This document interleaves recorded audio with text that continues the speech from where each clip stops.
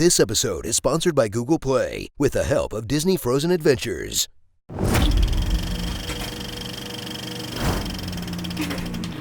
Before you skip Gretel and Hansel, return to a time when every studio was scrambling for a franchise, and Universal Pictures wrote down the names of every public domain fairy tale, then added "but gritty" to the end until something clicked.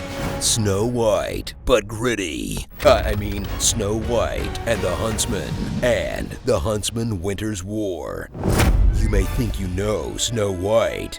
You do. But this ain't your daddy's Disney story, because Snow White is a colorful fairy tale, and these movies are grayish nightmares. But that won't stop the movie from over-explaining the old Snow White lore, under-explaining newer, dumber Snow White lore, and doing a sequel full of even newer, dumberer Huntsman stuff. Okay, we get it. Magic mirrors, poison apples, blah blah blah. You ever gonna tell us how birds poop fairies?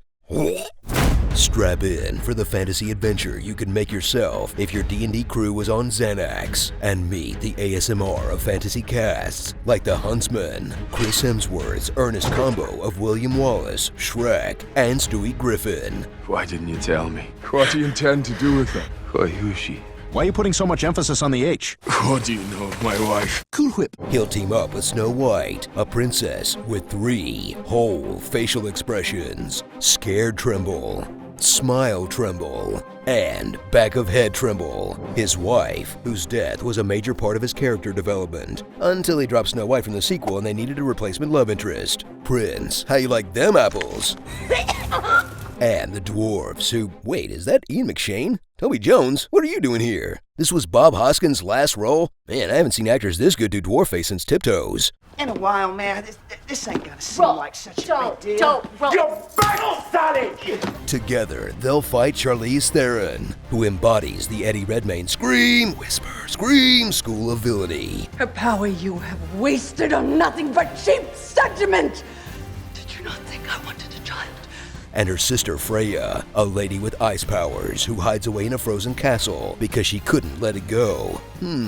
I wonder where they got that idea. Or that idea. She is the one. Or that idea.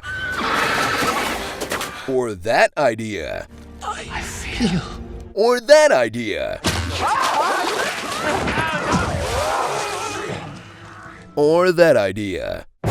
Got milk? So sit through 2 films made to please an executive who kept yelling, "Make a Lord of the Rings" at his interns until it happened, but would just insult that franchise's fans with its paint-by-numbers CGI and battles, bore Game of Thrones fans with its steamless romance, irritate Harry Potter fans with a boring, joyless world of magic, and disappoint Witcher fans for not including any coin-tossing bops. Toss a coin to your Witcher, do-do-do-do-do-do. Wait, what was I talking about again? Oh yeah. These movies are terrible. Starring an Asgardian Axe Guardian, Princess Monotone, Bomb Spell, Pixar's Braveheart, Freya, Queen Freya, totally different character. The Pit of Despair, Honey, I Shrunk the Brits, Snow White Knight, and Little Nicky. Whack Mirror. What does the mirror show you? What do you see? Okay, how are you gonna have Liam Neeson do voice work and then never have him on screen? Don't you Liam bait me? This episode is sponsored by Google Play. Get Disney Frozen Adventures and discover more on Google Play. He's not the Messiah. He's a very naughty boy, now go away.